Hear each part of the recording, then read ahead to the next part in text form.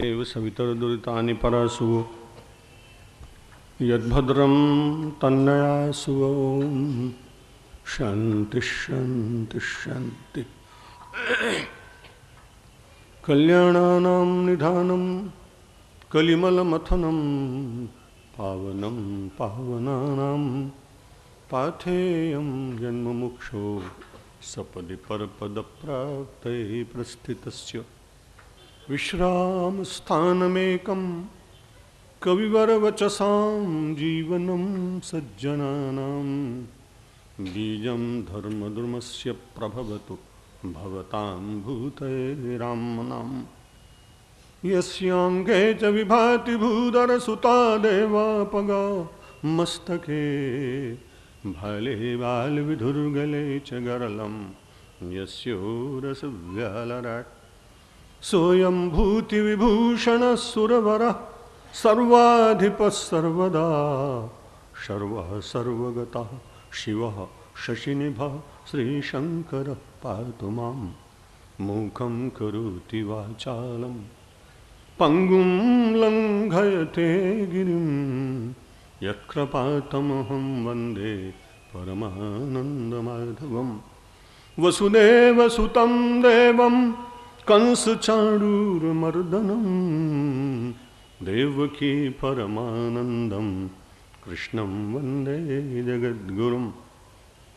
नमो ब्रह्मण्यदेवाय गोब्राह्मणहिताय च जगद्हिताय कृष्णाय गोविन्दाय नमो नमः।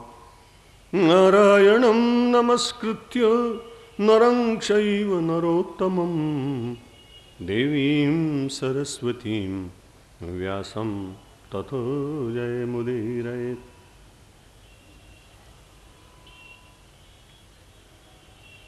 अपनी शब्द गंगा और शब्द निर्झरणी में आपको स्नान कराने वाली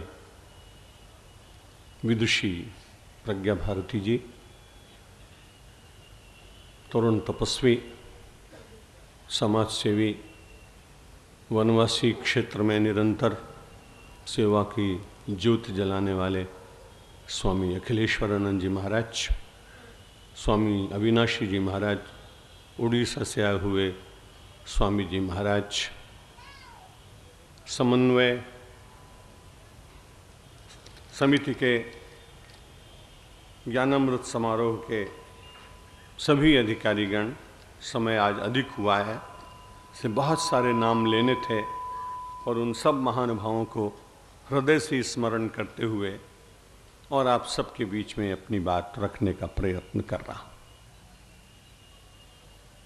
मंच संचालक श्री मनोज सेंगर जी ने अच्छी बात कही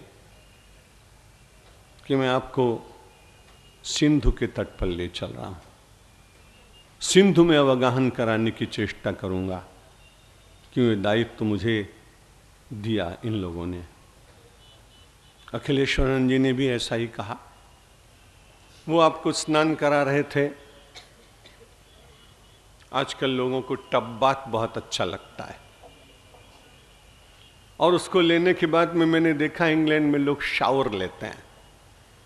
उन्होंने आपको स्नान घर में स्नान कराया और निर्झर के नीचे आपको उपस्थित करके हिमालय की तरह से गर्जन करते हुए निर्झर के पवित्र जल में प्रज्ञा भारती जी ने आपको स्नान कराया। ये मेरी बड़ी कठिनाई कि मैं आपको नमकीन जल में डुबोने जा रहा हूं, क्योंकि समुद्र का पानी मीठा नहीं होता, सिंधु तो हरदम खारा ही होता है ना। लेकिन ये बड़ी बात अच्छी है कि संसार में जितने लोग हैं और सबके बिना रह सकते हैं, लेकिन लवण बिना बहु व्यंजन जैसे, लवण के बिना नहीं जी सकते। अभी कुछ दिन पूर्व मैं श्री संत मोरारी बापू जी की कथा का उद्घाटन करने दांडी गया था और दांडी से ही महात्मा गांधी जी ने नमक सत्याग्रह प्रारंभ किया था। वहां से 6-8 किलोमीटर दूर एक कराड़ी नाम का गांव था। महात्मा गांधी ने वहां 22 दिन अनशन किया था। कराड़ी की छोटी सी झोपड़ी से पकड़कर अंग्रेज उनको ले गए थे। तब गांधी जी कराड़ी से दांडी तक पैदल चले थे और वहां उन्होंने नमक बनाया था। अच्छा लगा।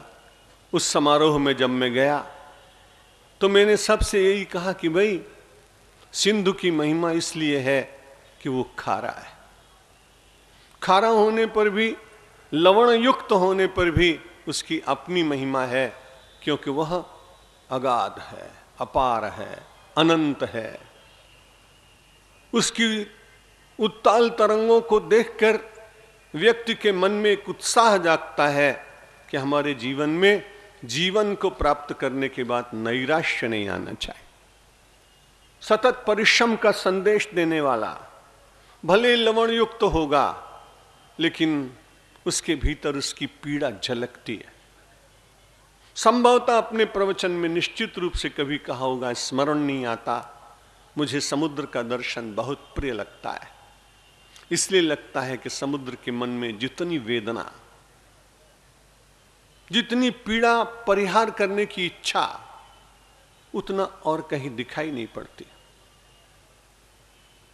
वो पूरे ग्रीष्म ऋतु में, शीत ऋतु में निरंतर उछलता है, अपनी वेदना व्यक्त करता है, कोई सुन नहीं पाता, प्रतीक्षा करता है। प्रतीक्षारत वह सिंधु उस दिन जब पावस का प्रथम मेघ उसके निकट पहुंचता है, तब वो बड़ा प्रसन्न होता है, कहता है, मित्र मेरी वेदना तुमने सुनी, मैंने समस्त सरिताओं का जल ग्रहण किया है। ग्रहण करने वाला कोई भी व्यक्ति, कोई भी तत्व, यदि वो सारे गृहीत वस्तु को अपने पास रखेगा, पीड़ा से बच नहीं सकता। इसलिए उसे प्रदान करना चाहिए। मेरे मित्र मेघ, मैंने 8 महीने तक ग्रहण किया है, अब 4 महीने तक मेरे सखा बनकर मेरा जल ले जाओ। भले ही मेरा नमकीन जल हो, पर तुम उसे मधुर बनाकर धरती की प्यास को बुझाओ। इसलिए समुद्र की बड़ी महिमा है। जीवन की इस प्यास को बुझाने के लिए तो आपको यहां बुलाया गया है। प्रज्ञा जी ने श्वास की महिमा बताई। श्वास तड़पती रही है। मुझे ऐसा लगता है कि वो श्वास की तड़पन व्यक्ति की जागनी चाहिए। हम अपने उस श्वास को कभी मूल्य नहीं देते हैं, अपने श्वास को देखने का प्रयत्न नहीं करते हैं। श्वास कहां जा रहे हैं इसकी ओर भी हमारी कोई चेष्टा होती नहीं। इसलिए हमारे शास्त्रों ने कहा कि यह श्वास तो निकल जाएगा, फिर बहुत पछताना पड़ेगा। इसलिए श्वास का मूल्य करें। और सबसे पहले जो अभी संकीर्तन आपको कराया प्रज्ञा भारती जी ने, वो श्वास की सबसे बड़ी सार्थकता है। अरे भज हरेर नामो क्षेम धाम क्षणे क्षणे। संत कवि पुकार कर कहते हैं, अरे भज हरेर नाम, अरे जीव प्रभु का नाम भज ले। तार्किक व्यक्ति ने कहा, मैं भगवान का नाम क्यों भजूं? संत ने उत्तर दिया, बहिस्सरति निश्वासे विश्वास कह प्रवर्तते। जो तेरी श्वास चल रही है, ये निरंतर चलती ही रहेगी, इसे तू कैसे कह सकता है? बहिस्सरति निश्वासे विश्वास कह प्रवर्तते। जाने वाली श्वास के ऊपर विश्वास कैसे किया जा सकता है? बहुत बड़े संपन्न व्यक्ति पिछले वर्ष गए, बहुत थोड़ा पैसा नहीं था, 65 अरब रुपए थे। रुपए 65 अरब थे, वो अंत न आए काम। अंबानी जी चल बसे, छोड़ धरा धन धाम। अब पुराने उदाहरण दे तो कोई मानेगा क्या? तख्त ताऊस चला गया, शाहजहां चले गए, सम्राट चले गए। बड़ी अच्छी बात प्रज्ञा भारती जी ने कही कि बहुत ताज मिले, बहुत हुस्न मिला, बहुत संसार के इश्क मिले, लेकिन लोगों को रुलाने के बाद व्यक्ति सुखी हुआ और बाकी के लोग रोते रह गए, तो उसका जीवन कोई जीवन है क्या? और यदि जीवन होता तो सद्दाम साहब को उस गुफा के भीतर क्यों रहना पड़ता जो सोने के महल में रहते थे? इसलिए वर्तमान उदाहरण व्यक्ति को बड़ी प्रेरणा देते हैं। उनमें से व्यक्ति को सोचना चाहिए कि व्यक्ति के सामर्थ्य की सीमा पर संसार के भोग भी उसके जीवन के नैराश्य का अंत नहीं कर सकते हैं। जीवन की निराशा, जीवन की उदासीनता, जीवन की व्यर्थता, जीवन के प्रति आक्रोश, इन सब को समाप्त करने का एकमात्र साधन है जिस जिस इष्ट देव में आपकी श्रद्धा हो, आप उसे अपने श्वासों में बसाने का प्रयत्न करें। बड़े अच्छे हैं आप जयपुर से मूर्ति लाते हैं और उसे बहुत अच्छी तरह से सजाते हैं। मूर्ति को बसाना बड़ी अच्छी बात है, लेकिन मूर्ति के भीतर व्यापक तत्व को श्वासों में स्थापित करना, ये उससे भी श्रेष्ठ बात। परमात्मा मंदिरस्थ रहे, ये बड़ी अच्छी बात, लेकिन परमात्मा जीवनस्थ हो जाए, ये उससे श्रेष्ठ बात। और परमात्मा जीवनस्थ होते होते मेरे और आपका श्वासस्थ हो जाए, ये जीवन की सबसे बड़ी सफलता है। जगत का कार्य भी हो और परमेश्वर का विस्मरण भी ना हो। हरेर भज हरेर नाम क्षेम धाम क्षणे क्षणे। परमात्मा का जो नाम है वो क्षेम का धाम है। परमात्मा के दो काम भी हैं, योगक्षेमम वहाम्यहम्। मैं योग और क्षेम दो काम करता हूं। इसमें परमात्मा बड़ी कृपा करते हैं, संसार में वस्तुएं मिलती हैं, संयोग होता है, मिलना योग होता है। लेकिन कई बार परमात्मा की कृपा से ही व्यक्ति संसार की वस्तुएं प्राप्त नहीं करता है। शास्त्रीय ऐसा समर्थन भी मिलता है, स्वकर्म सूत्रे ग्रथितो ही लोका। यह सारा संसार अपने अपने कर्म सूत्र में बंधा हुआ है। वही कर्मसूत्र प्रारब्ध के नाम से जाना जाता है। इसलिए व्यक्ति को संसार के पदार्थ परमात्मा की कृपा से तो निश्चित रूप से मिलते होंगे, लेकिन व्यक्ति के प्रारब्ध के कारण मिलते हैं। लेकिन दूसरी बात तो परमात्मा की कृपा के बिना हो ही नहीं सकती, क्योंकि परमात्मा क्षेम धाम है। प्राप्त वस्तु का संरक्षण करना ये व्यक्ति के हाथ में नहीं। यदि ऐसा होता तो कई अच्छे सत्पुरुषों को अपने तरुण पुत्र का वियोग न होता और अपने आंखों के सामने उसके प्राण गमन का वह करुण दृश्य न देखता। यदि संसार में अपना ही भवन, अपना ही देश सत्य होता तो विचार करने की बात है। योग से तो मिला, लेकिन क्षेम करने वाला तो परमात्मा ही है, तो देश का विभाजन हो जाता, न होता, और लाखों लोग रक्त की सरिता में स्नान न करते,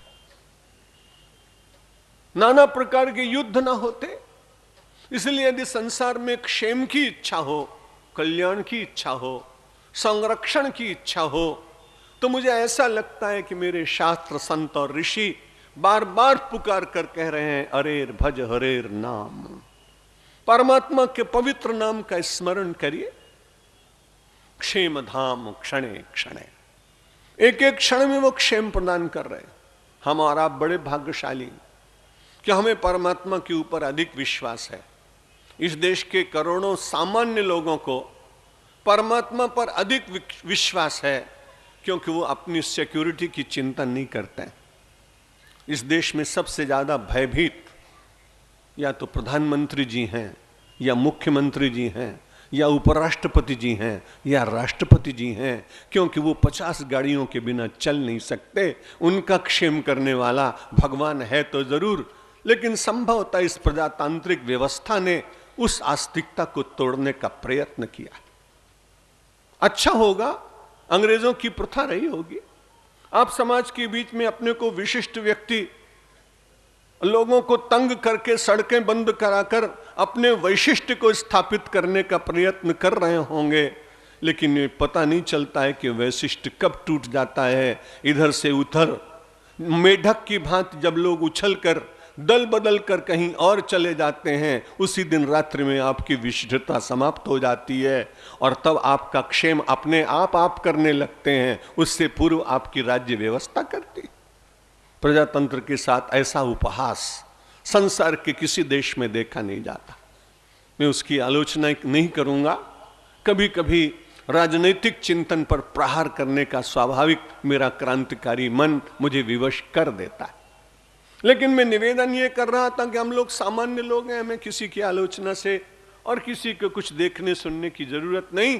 अपने को देखने की चेष्टा करना, यही सत्संग का सबसे बड़ा लाभ है। क्योंकि जब परदृष्टि होती है तो बहुत कठिनाई होती है, और जब हम केवल बाह्य दृष्टि से जगत को देखते रहते हैं तो जगत का अंत न होने कारण एक के बाद दूसरा, दूसरे के बाद तीसरा कोई न कोई दृश्य ऐसा रहेगा जिससे हमारा मन चंचल होगा और हम अपने मन को प्रभु के साथ एकाकार नहीं कर पाएंगे। और जब तक जीव परमात्मा के साथ एकाकार नहीं होता तब तक उसे परम शांति का दर्शन होता नहीं।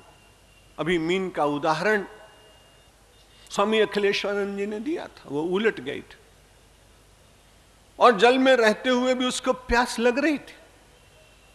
कबीर वहां खड़े थे और देख करके उनको हंसी आ गई। लोगों ने पूछा, इतने बड़े गंभीर संत होकर हंस रहे हैं आप? उन्होंने कहा, हां, हंसी इसलिए आ रही है, मुझे सुनी सुनी आवे हंसी रे, और जलबिन मीन पियासी रे, मुझे सुनी सुनी आवे हंसी रे। जीव बड़ा निराश, बड़ा दुखी, बहुत परेशान, कष्टों से मंडित, कहीं उसका अंत ही नहीं।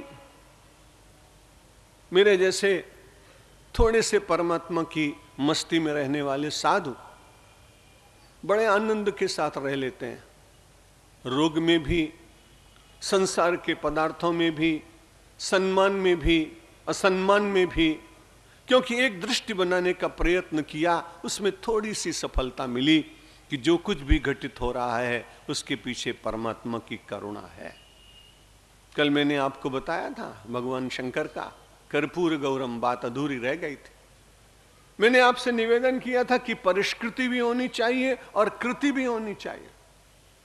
केवल परिष्कृति होगी तो बाह्य सौंदर्य आएगा और कृति होगी तो अंतर से सौंदर्य प्रकट होगा। आज की भाषा में कहूं तो कर्पूर गौरम में भगवान की ब्यूटी दिखाई पड़ती है, क्योंकि आपको गोरापन बहुत अच्छा लगता है। कर्पूर गौरम इसलिए परमात्मा का सौंदर्य है, वहां ब्यूटी है। और अगली पंक्ति में देखिए भगवान की कृति है करुणावतारम, वे सबके ऊपर करुणा कर रहे हैं। पहले ब्यूटी, बाद में ड्यूटी। जब ब्यूटी और ड्यूटी दोनों होंगे तब आपको मिलेगी फ्रूटी, नहीं तो आप यूं ही रह जाएंगे।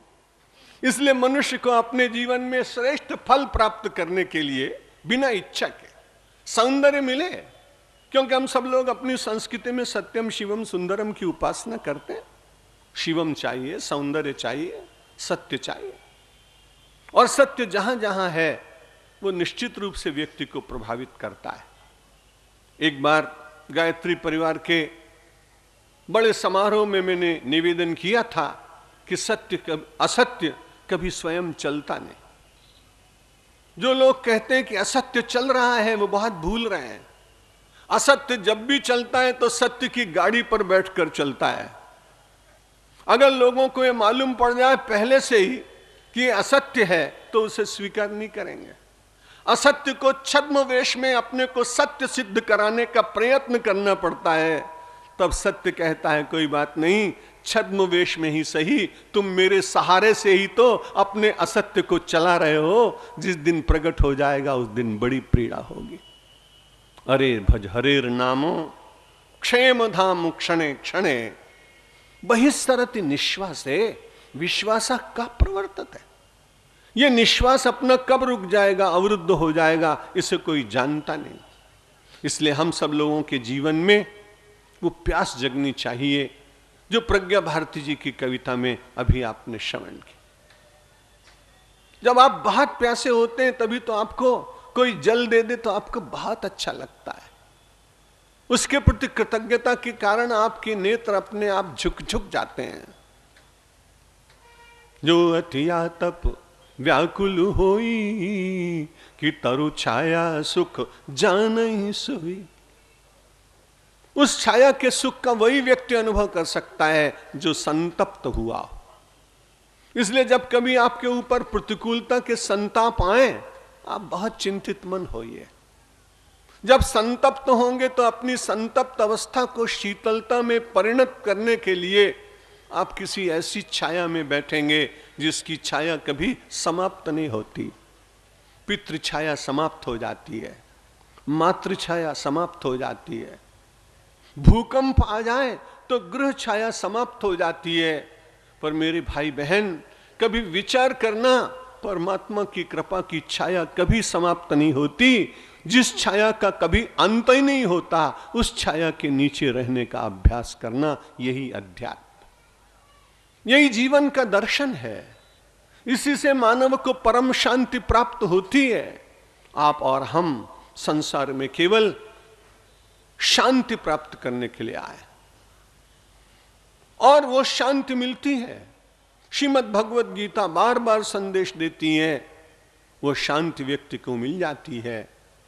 अचिरेणाधिगच्छति, बड़ी सरलता से और थोड़े समय में मिल जाती है। जो लोग ममता का और अहंता का परित्याग करने का प्रयत्न करते हैं, उनको मंत्र जाप करें, अनुष्ठान करें, यज्ञ करें, सब बहुत सहायक है।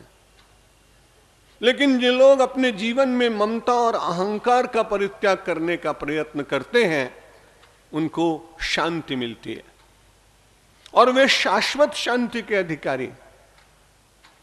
जिन लोगों को जिस जिस पेय के प्रति प्रेम है, वो लौकिक भाषा में कहता है, तरुण से पूछो शांति मिली? बोल बहुत धूप में आया, कोका कोला की बोतल चढ़ाई, बड़ी शांति मिली। शिकंजी पीने वाले को उसमें मिला, दूध पीने वाले को उसमें मिला, और किसी ठेके पे जाके पौवा खरीदने वाले को वहां मिल गया। लेकिन वो मिली नहीं, वो केवल एक क्षणिक मन का विचार था। लेकिन ऐसी शांति जिसको कोई छीन न सके, जिसके ऊपर कोई डाका न डाल सके, जिसका कोई अपहरण न कर सके, उसको शाश्वत सुख कहा है। तेषाम सुखम शाश्वतम नेतरेषाम। उपनिषदों ने कहा, उस परमात्मा को सबके भीतर जो देखने का प्रयत्न करेगा। एको वशी सर्वभूतांतरात्मा एकम रूपम बहुधा यः करोति तमात्मस्थम येनु पश्यन्ति धीरा तेषाम सुखम शाश्वतम नेतरेषाम। सारे संसार में सुख के संवर्धन के लिए यूनाइटेड नेशंस नाम की संस्था बनी। 149 देश उसमें। जब कभी विपत्ति आती है, युद्ध होते हैं, बादल बरसने को होते हैं, युद्ध के जल्दी से एकत्र होते हैं, सुख मिले, शांति मिले, इसके लिए प्रस्ताव पास करते हैं। कोफी अन्नान जी बहुत चिंतित हो जाते हैं। लेकिन ये बड़ी कठिनाई की बात, इतना बड़ा संसार का वो संगठन तत्काल अपने प्रभाव से कहीं युद्ध बंद करा पाया हो, अभी तक कहीं प्रमाण मिलता नहीं। कुछ क्षणों के लिए, कुछ दिनों के लिए एक विराम जैसा तो हो जाता है। मुझे ऐसा लगता है कि इतनी बड़ी संस्था के सभी सदस्यों को भारतीय मनीषा के उपनिषद का यह श्लोक यदि पढ़ा दिया जाए तो ज्ञात हो सकेगा कि शाश्वत सुख कैसे मिलता है। एको वशी सर्वभूतांतरात्मा। सारे संसार के प्राणियों में वही एक परमात्मा विराजमान है। वो अमेरिका के गौरवर्ण के एक स्वस्थ काया में भी है, और वो सहारा जैसे, सूडान जैसे गरीब देश में कंकालों का दर्शन कराने वाले उस काली काया के भीतर भी वही विराजमान। उस श्यामवर्णी काया में और उस गौरवर्णी काया में, और वही पर्णकुटी में रहने वाले विपन्न में, और प्रासाद में रहने वाले संपन्न में, वही एक चिन्मय शक्ति कहीं आकार लेकर निराकार रूप से और विराजमान। एको वशी सर्वभूतांतरात्मा एकम रूपम बहुधा यः करोति। है तो अकेला, लेकिन उसने बहुत रूप धारण कर लिए। आप भी बहुत रूप धारण करते। कोई आदमी कहे परमात्मा बहुत रूप कैसे धारण कर सकता है जब एक है? मैं बड़ी नम्रता से आपको कहूंगा, जब भोर में उठते हैं तो आपके कपड़े कुछ और होते हैं, जब ऑफिस में जाते हैं तब आपके कपड़े कुछ और होते हैं। हमने विमान में देखा कि बहुत अच्छी बहनें जब भोजन परसने लगती हैं तो अपने अच्छे वस्त्रों के ऊपर एक और छोटा सा गाउन पहन लेती हैं। एक व्यक्ति कितने रूप धारण करता है एक दिन में, कितने वस्त्रों का अंतर उसके भीतर आता है। आंतरिक दृष्टि से वो वही व्यक्ति होता है, आवरण उसके बदलते रहते हैं। घर में होता है तो पिता होता है, ऑफिस में पहुंचा तो कलेक्टर साहब होता है, मुख्यमंत्री के सामने पहुंचा तो मातहत होता है। उसके रूप बदलते रहते हैं। एकम रूपम बहुधा यह करोति, है तो एक, कितने रूप उतने बदले। उसी परमात्मा ने कहीं अपने को ब्राह्मण बनाया, कहीं क्षत्रिय बनाया, कहीं वैश्य बनाया, कहीं परिगणित बनाया, कहीं वनवासी बनाया, कहीं उसने उत्तराखंडी बनाया और कहीं अमेरिका वासी बनाया, कहीं अरब वासी बनाया। वही परमात्मा सबके भीतर विराजमान। अब सबके भीतर विराजमान परमात्मा के दर्शन की प्रवृत्ति यदि सारे संसार के लोग मिलकर देने का प्रयत्न करें तो द्वेष होगा क्या? और संसार के संरक्षण में खर्च होने वाली सबसे अधिक पैसा सेना के ऊपर खर्च होता है, आयुधों के ऊपर खर्च होता है, मिसाइल के ऊपर खर्च होता है, परमाणु बम के ऊपर खर्च होता है, उसके रख रखाव के ऊपर खर्च होता है। विचार करने की बात है विश्व के मनुष्यों के लिए। यदि वो उपनिषद के केवल एक छोटे से श्लोक पर, मंत्र पर विचार करना प्रारंभ कर दे तो संसार की आधी संपत्ति का व्यय मानवता के संरक्षण में, दरिद्रता के विनाश में, रोगों के नष्ट करने में, मानव के भौतिक विकास में और मानव के आध्यात्मिक विकास में लग सकता है। आध्यात्मिक चिंतन केवल मोक्ष मार्गी नहीं, हमारी संस्कृति एकांगी तो है भी नहीं, हमारी संस्कृति तो सर्वांगी है। हमारी संस्कृति तो लोक और परलोक को दोनों को साथ लेकर चलती है। इसलिए एको वशी सर्वभूतांतरात्मा एकम रूपम बहुधा यह करोति तमात्मस्थम ये नु पश्यन्ति। पश्यन्ति शब्द नहीं कहा, अनुपश्यन्ति। देखने मात्र से तो कई बार ये आंखें बहुत दोषपूर्ण है, इसलिए कहीं पर ठीक दर्शन कराएंगी, कभी ठीक दर्शन नहीं कराएंगी। लेकिन अनुपश्यन्ति, विचार पूर्वक उसकी गहराई में उतरने की चेष्टा करेंगे तो आपको लाभ होगा। सामान्य दृष्टि तो मनुष्य को कई बार कष्ट में डाल देती है। आदमी चला जा रहा था, उसने देखा एक बहुत बड़ा उद्यान। उस उद्यान में बहुत सुंदर रसाल के फल, आम के फल लगे थे। बहुत उनका सुंदर वर्ण था, लाल रंग के, पीले रंग के। दृष्टि ने देखा, मन में विचार आया कि इन आमों को खाया जाए तो बड़ी अच्छी बात है। चारों ओर दृष्टि दौड़ाई तो देखा कि वहां कोई व्यक्ति और संरक्षक और माली और पहरेदार नहीं। दृष्टि ने कहा, आम कितने अच्छे हैं। पैरों ने कहा, चलो हम सहायता करते हैं। हाथों ने कहा, हम भी आपकी मदद करते हैं। जिह्वा ने कहा, इतना परिश्रम किया है, लाओ उसको मैं सार्थक करती हूं। उदर ने कहा, आओ मैं तुम्हें बसा लेता हूं। आमाशय ने कहा, चलो पूरे शरीर को दे देता हूं। इतने में देखा वो पहरेदार माली आया और वो तो बड़े प्रेम से आम खा रहा था, ध्यान भी नहीं था। उसने डंडा उठाया और उसकी पीठ पर 2 डंडे लगाए। पीठ ने कहा, मेरा तो कोई अपराध था ही नहीं, मेरी कुटाई क्यों कर रहे हो? दृष्टि गई, पैर चले, हाथ ने तोड़ा, जिह्वा ने आस्वाद लिया, मुख के द्वारा आमाशय में गया, आमाशय ने पूरे शरीर को दिया। लेकिन इस सारी क्रिया में मेरी तो उपस्थिति कहीं है ही नहीं। जब ये संवाद चल रहा था तो अचानक आंखों में से 2 आंसू झरे। जब आंखों में से 2 आंसू झरे तब पीठ को लगा कि चलो सहानुभूति के लिए कोई तो आया। उसने कहा, तू क्यों रोती है पगली? बोले, मैंने आम न देखा होता तो तुम्हारी पिटाई न होती। ये सारा दृष्टि का ही अपराध। संसार में जितनी भी बातें हैं सब दृष्टि के द्वारा ही होती हैं। इसलिए हम सब लोगों का दर्शन बदलता है। यह अध्यात्म, दृष्टि बदली जाती है। सृष्टि को कोई बदल ही नहीं सका। एक बार भगवान फिर से आए तो भी नहीं बदल पाएंगे। ये सत्संग मानव को दृष्टि बदलता है, मानव को दृष्टि प्रदान करता है। यदि आप कभी सोने के पहाड़ भी चले जाएं तो सोना आपको कुछ दे नहीं पाएगा। आप देखेंगे किमतेन हेमगिरिणा रजताद्रिणा च यत्राश्रिता च तरवः तरवस्त एव मन्यामहे मलय एव यदाश्रयेण जंबीर निम्ब कुटजा अपि चंदना स्युः।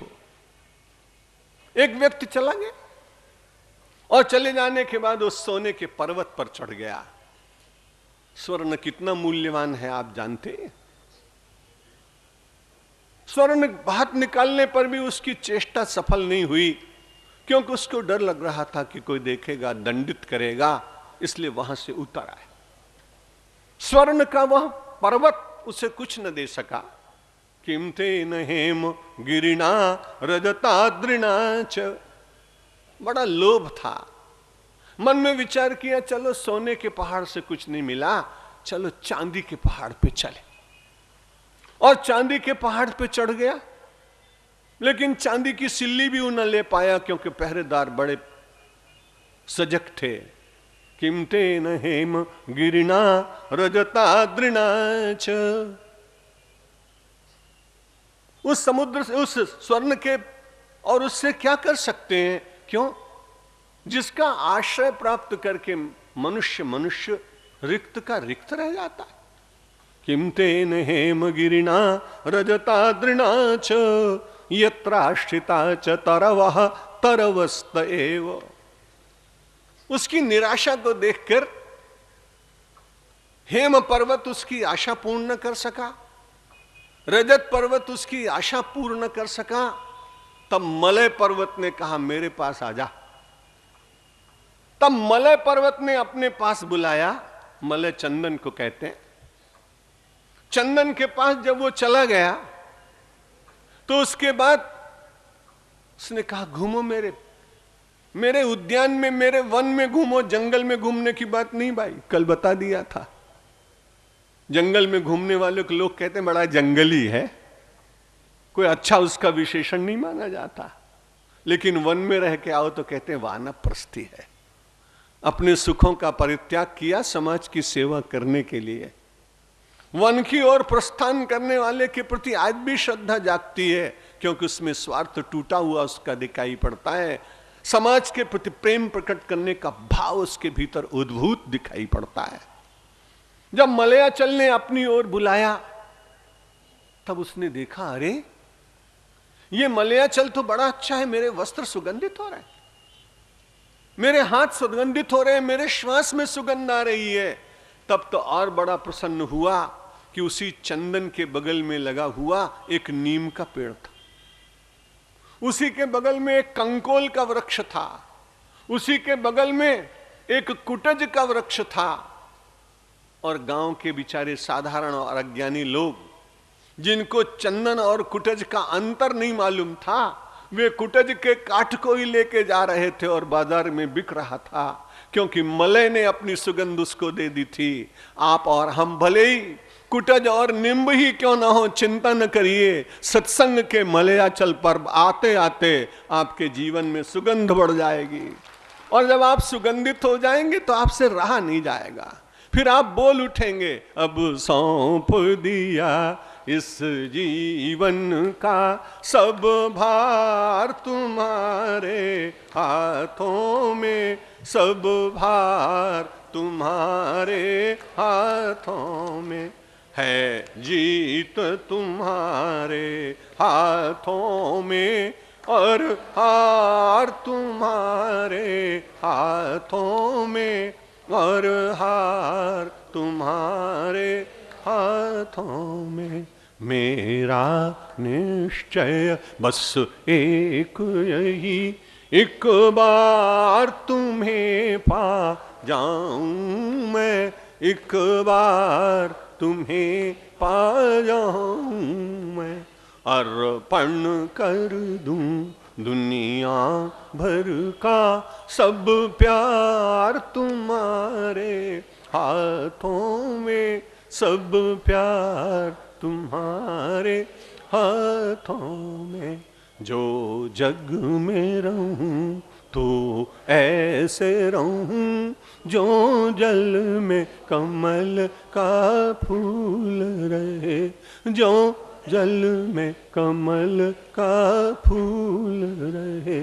मेरे सब गुण दोष समर्पित हों, करतार तुम्हारे हाथों में, भगवान तुम्हारे हाथों में। यदि मानव का मुझे जन्म मिले, तो तव चरणों का पुजारी बनूं, तो तव चरणों का पुजारी बनूं। इस पूजक की एक एक रग का होतार तुम्हारे हाथों में, होतार तुम्हारे हाथों में।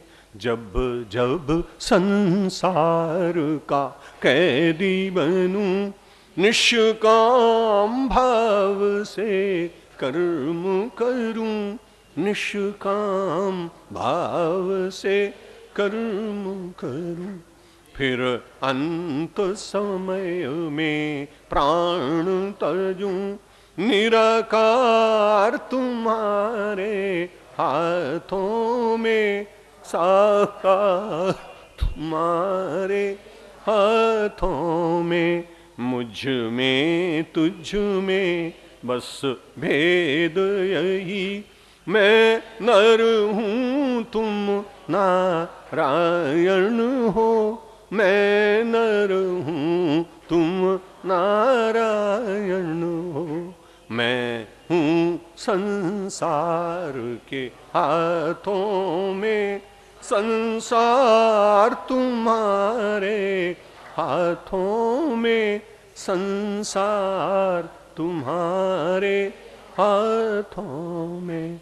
अब सौंप दिया इस जीवन का सब भार तुम्हारे हाथों में, सब भार तुम्हारे हाथों में।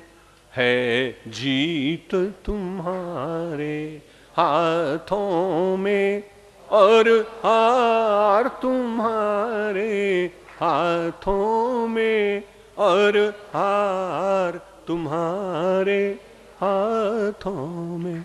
शंकर भगवान की, रामचंद्र भगवान की, कृष्णचंद्र भगवान की, जगदम्बे माता की, गायत्री माता की, पवन सुत हनुमान की, सब संतों की, गंगा मैया की, भारत माता की, धर्म की, अधर्म का, प्राणियों में, विश्व का। हर हर महादेव। आप सब भाई बहनों को मैं बहुत धन्यवाद देता हूं कि आपने प्रयत्न किया है और कुछ लोगों को लाए, लेकिन आपका ये प्रयत्न तो 25 तारीख तक चलते रहना चाहिए। सब लोग 2-2, 4-4 लोगों को लाएं, 5 मिनट बैठिए, शांति पाठ हो जाने के बाद आप पधारेंगे तो बहुत अच्छा रहेगा। बहुत त्वरा में हो तो आप जा सकते हैं, लेकिन अगर कभी ट्रैफिक लाइट में रुकना पड़े तो आप क्या करेंगे? वहां भी तो आप रुकते ही हैं, इसलिए 5 मिनट शांति पाठ करके फिर जाइए। पूज्य गुरुदेव जी महाराज के द्वारा